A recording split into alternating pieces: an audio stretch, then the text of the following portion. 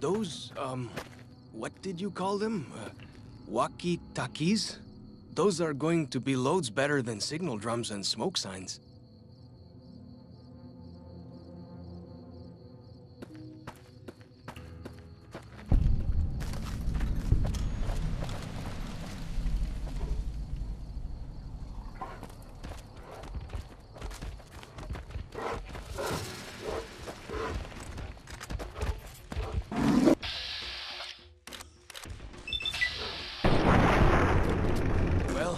That's that then.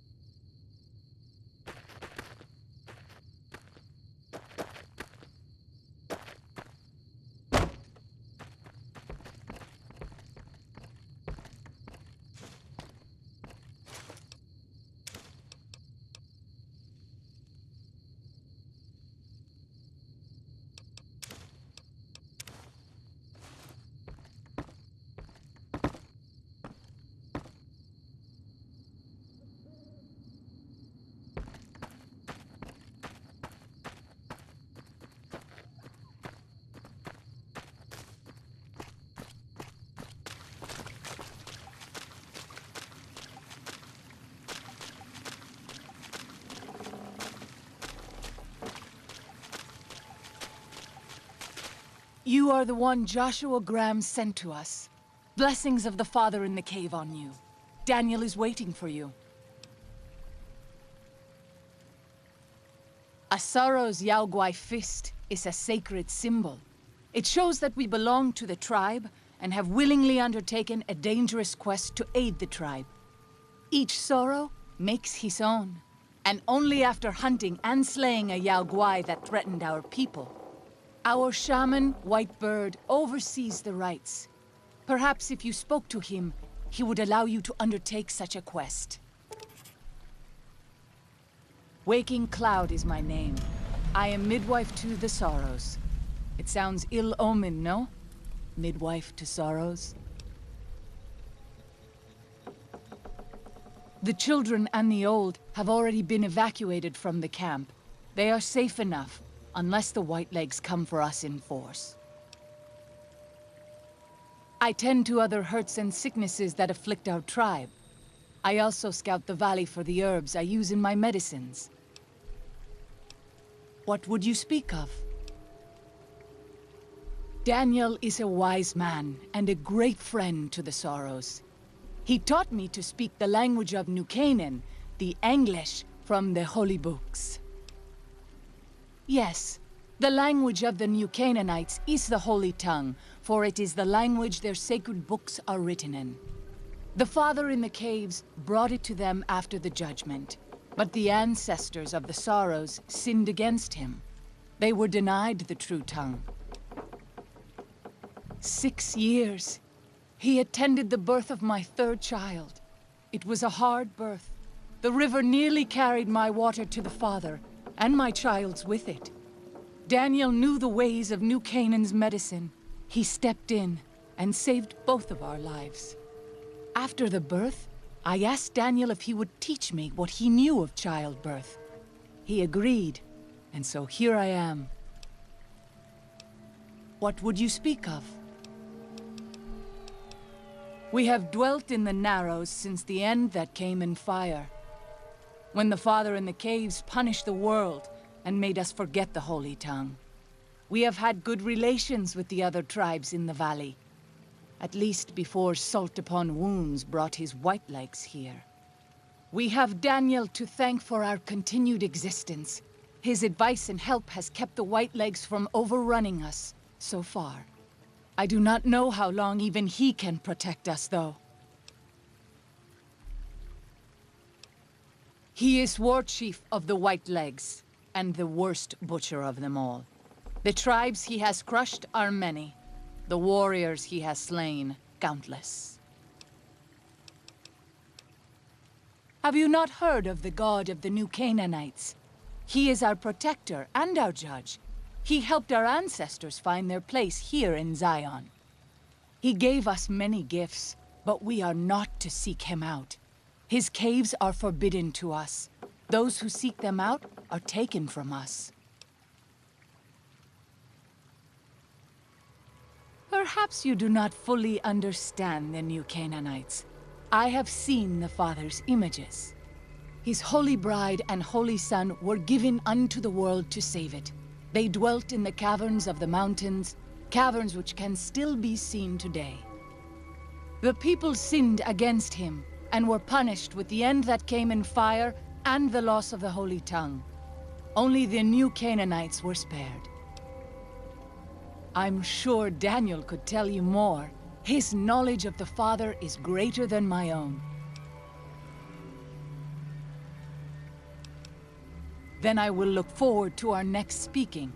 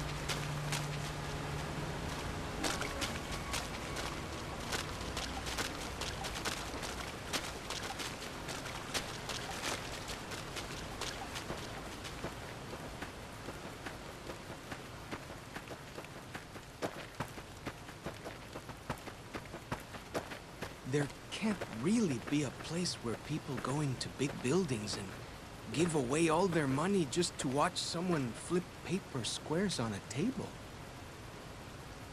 The dead horse has told me details about the attack on your caravan. A stranger's sympathy might not count for much, but for what it's worth, I'm sorry. The Sorrows will mourn your friends too. They mourn everyone, even the Whitelegs. They have sensitive souls. Innocent, if there is such a thing. In spite of what's happened, I hope that Joshua and I can help you out of here. But to be frank, we need your help too. Well, I'll be. I was starting to lose hope we'd be able to get any of this, much less all of it. Tribals are smart, but, well, they're ignorant. Letting go of a taboo is difficult for them. So I knew it would have to be one of us. Turns out all it took was a Gentile, or, no offense. These supplies are a godsend. But if we're going to evacuate Zion without drawing more Whiteleg attention, I need you to go back into the valley.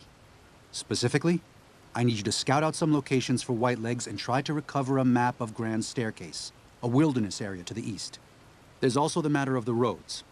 We're going to be heading out of the east side of the park, but I'm not sure the way is clear.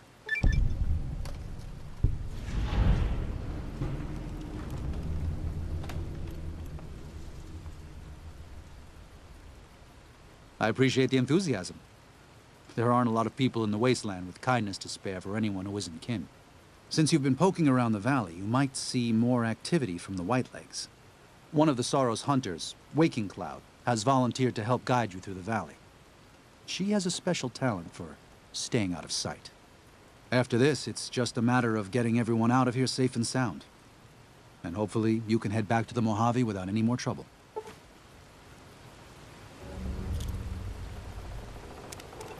Well, here we part ways. I'm needed back at the Dead Horse's camp. Maybe I'll see you there sometime.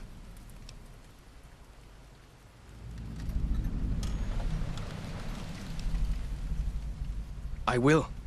Good gunnin', Akis.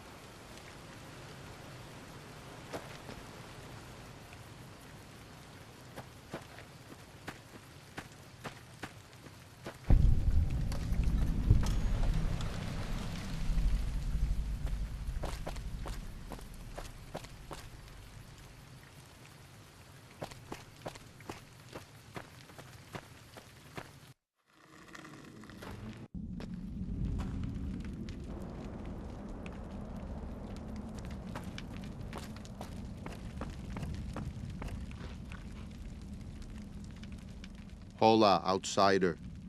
Welcome, child of omens. You come to receive visions of truth? Seek medicine plant. Return with sacred datura root. Receive visions of truth, they guide you. These roots make sacred vision tea. You drink, you see path before you. Ready? Drink. Tea is strong. Tea is bitter. Wisdom is strong. Wisdom is bitter. You see? You go to cave. Find ghost of she. Lay ghost to rest. This your quest. Bring peace where was strife. Go.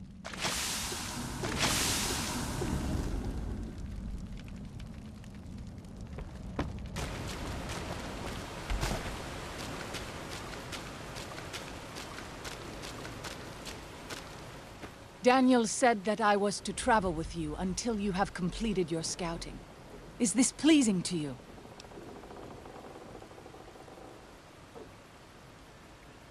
Certainly. We should make haste then.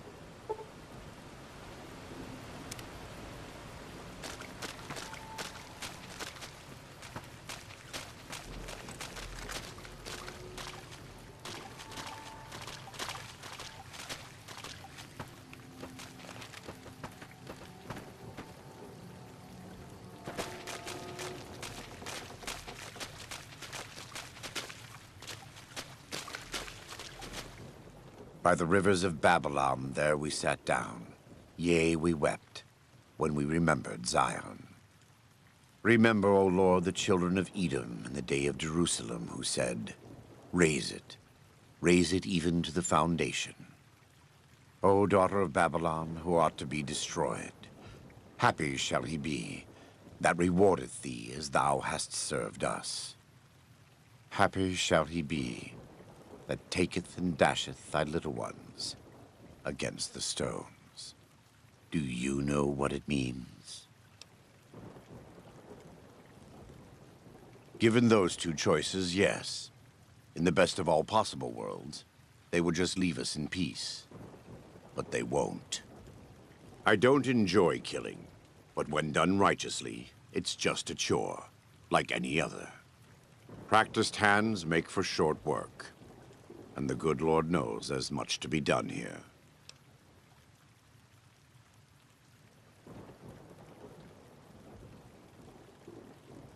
Happy are those who do the work of the Lord.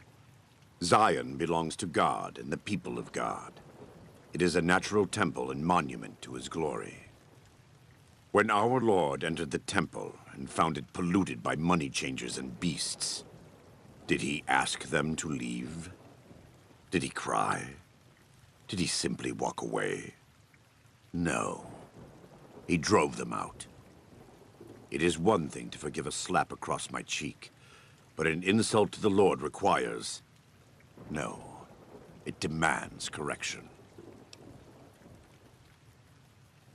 I and the dead horses are prepared to do what must be done to protect Zion from the White Lakes. And though Daniel won't accept it yet, there are many sorrows who are also prepared. They may not be warriors, but this is their home. If you have a chance to speak with Daniel about this, ask him to consider defending Zion instead of abandoning it. He has good intentions, but I fear that if we evacuate the sorrows from this place, it will be lost to them, and us, forever.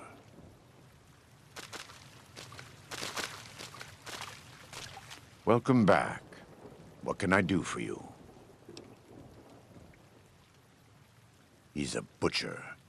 Believe me, I know the godless fire that burns in his heart. I've been burned by it myself. He's not the kind to let his subordinates do all the killing. No, he likes to have a hand in it, with that spear of his. He's fashioned himself an abomination before the eyes of the Lord. I'm happy to serve as an instrument of divine justice. Yes, take a look.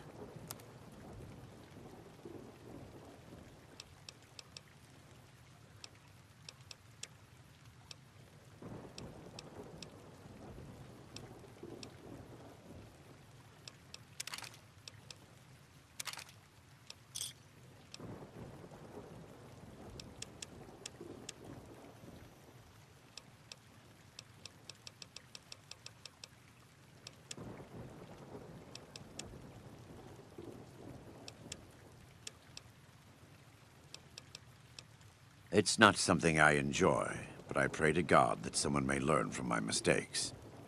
What would you like to know?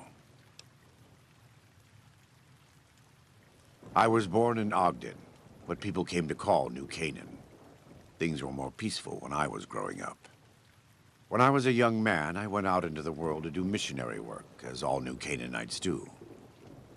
I traveled along the Long 15 and followed 89 south into Arizona. Along the way, I met two men from a group called the Followers of the Apocalypse.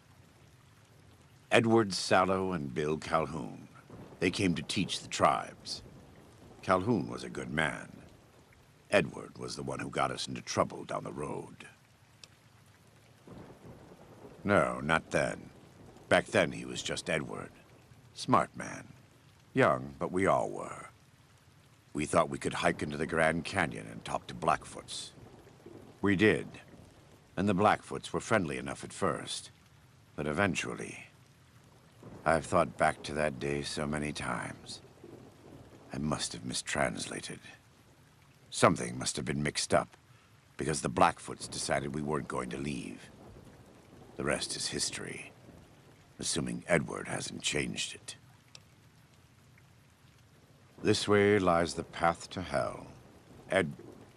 Caesar needed me to translate. Translation became giving orders. Giving orders became leading in battle. Leading in battle became training, punishing, terrorizing. A series of small mistakes before a great fall. And I stayed in that darkness until after Hoover Dam. After I failed Caesar and he had me burned alive, thrown into the Grand Canyon. I survived because the fire inside burned brighter than the fire around me. I fell down into that dark chasm. The flame burned on and on. The next morning, I woke up and crawled out of the northern edge of the Grand Canyon, that cursed place. It took me 3 months to reach New Canaan. It was as though the prodigal son had returned. They welcomed me like I had never left. Never done anything to shame them. The fire that had kept me alive was love. Their love. God's love. I will never be able to repay the debt I owe to them, but I must try. It's not something I enjoy, but... You are kind to offer, but no, there's nothing you can do. We don't use chems, but I learned long ago that I'm immune to their effects. It never stops burning. My skin. Every day I have to unwind the bandages and replace them with fresh ones. Exposing my body to the air is like living through it again. But it's better to be clean than comfortable.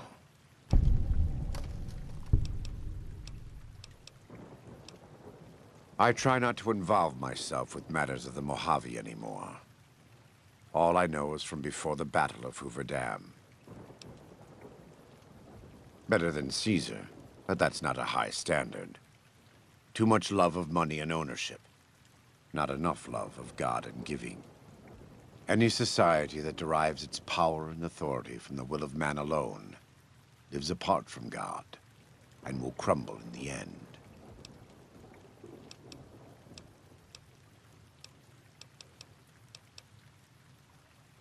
I had heard of him, but when we were preparing to enter the Mojave, he didn't seem relevant to what was happening.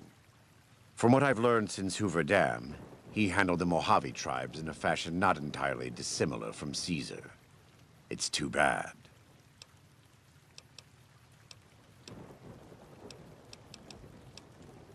Love the sinner, hate the sin.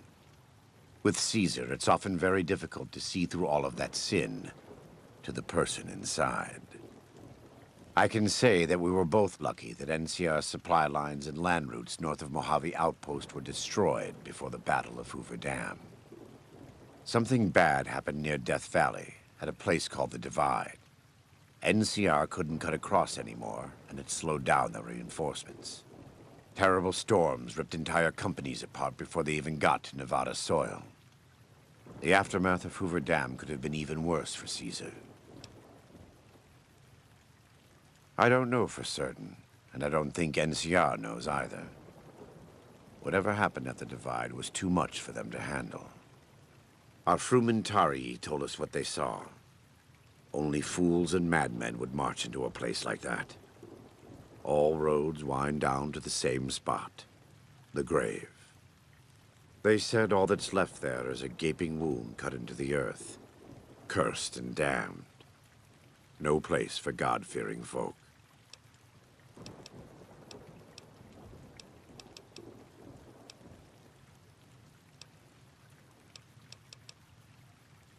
God be with you.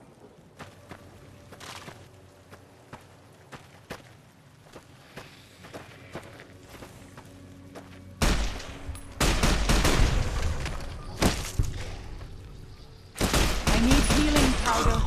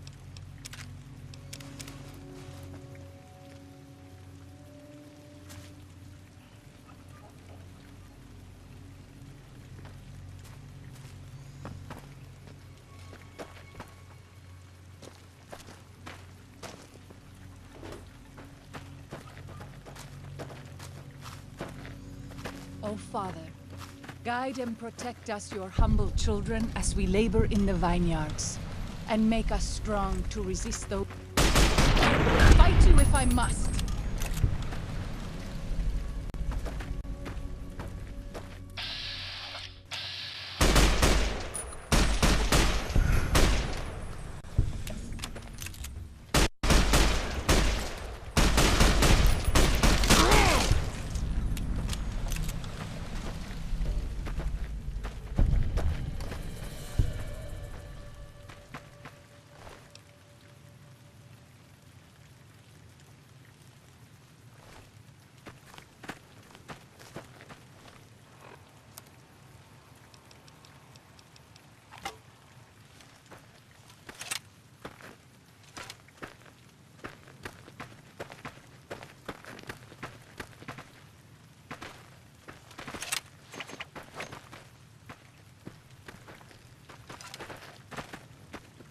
So, this is the ghost of She's lair.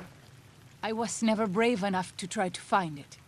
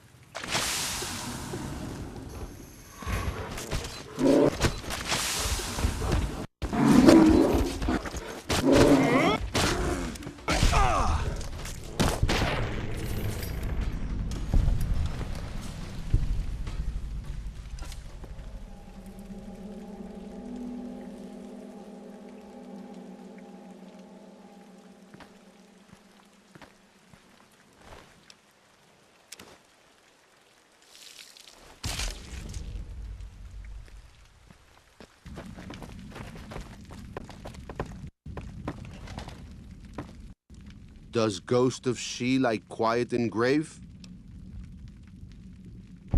Then visions of truth are at an end. Will you learn from truth? Maybe yes, maybe no. Only for you to decide. Here, take. Gift to remind you of visions. Use well, or sell to curious trader. Either way, says much about you.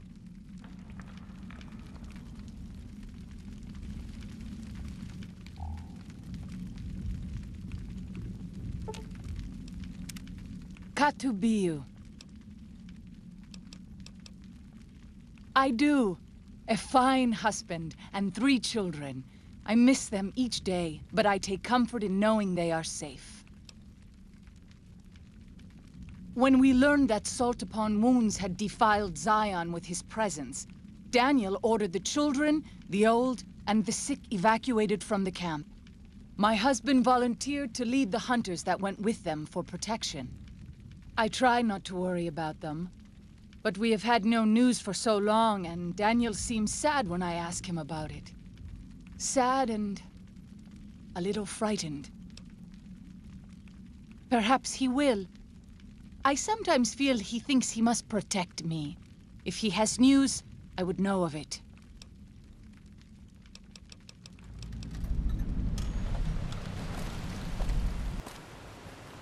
I'm glad to see you're still with us. How can I help you? What do you want to know, exactly? I'm sure she could tell you much better than I. Oh, well, that's true. Waking Cloud is a talented midwife. She certainly brought more children into the world than I have. But there are some problems she's never dealt with. One of them came up when she was having her 3rd child, and I really didn't do much. I'm surprised she mentioned it.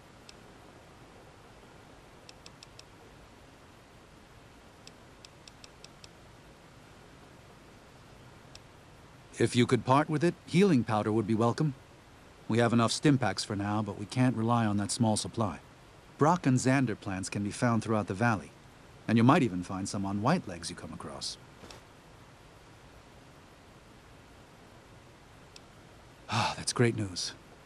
We can use anything you can offer. Thanks. Even one dose can make a difference. What... I did. Her 3 children are safe. They made it north weeks ago and met up with New Canaanites heading east. Her husband didn't make it. He died protecting their children from a Whiteleg attack. Do not tell Waking Cloud. She is one of the only Sorrows who can communicate easily with us, and her tribe needs her to be strong right now. To everything, there is a season. Who are you or I to put this heavy burden on her now? I know, you're right. I shouldn't have hidden it from her in the first place. We can't fail here again. Zion can't become the next New Canaan. The Sorrows don't deserve that. They don't deserve any of this. Sometimes I look at them and wonder if they would have been better off if those old trails had stayed forgotten. If we had never found any of them. Tell Waking Cloud if you think that's best.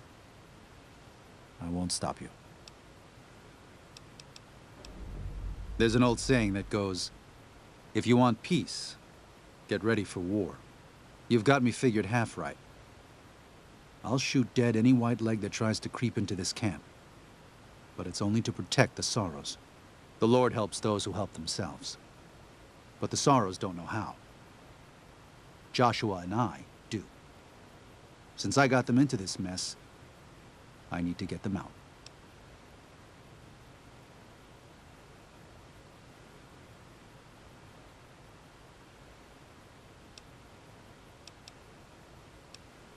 There is an important difference between killing in defense and waging war. Even a Gentile like you should know that. Joshua is a living Bible of all mankind's miseries of war. The debt he has levied through his actions, he repays every day. He is a monument both to God's unending forgiveness and to humanity's unfathomable capacity for cruelty. It's written on every inch of his body. When you look at him, do you only see a man of God? Beneath those bandages, he is burned flesh. As he burns, so does he consume everyone around him. Joshua wants to fight because the Whitelegs have stoked the naked flame inside of him. You see the light, but do not yet feel the heat. I can pray that you never will.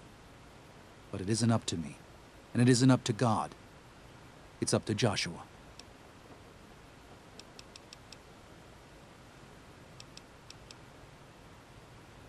Until then. Katubiyu.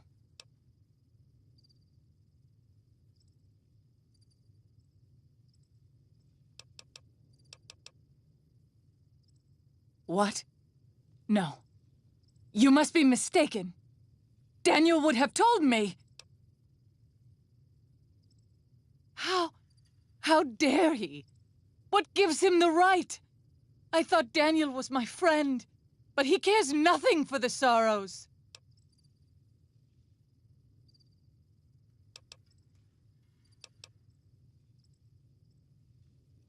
Perhaps. I will have to have a very long talk with Daniel when all of this is over.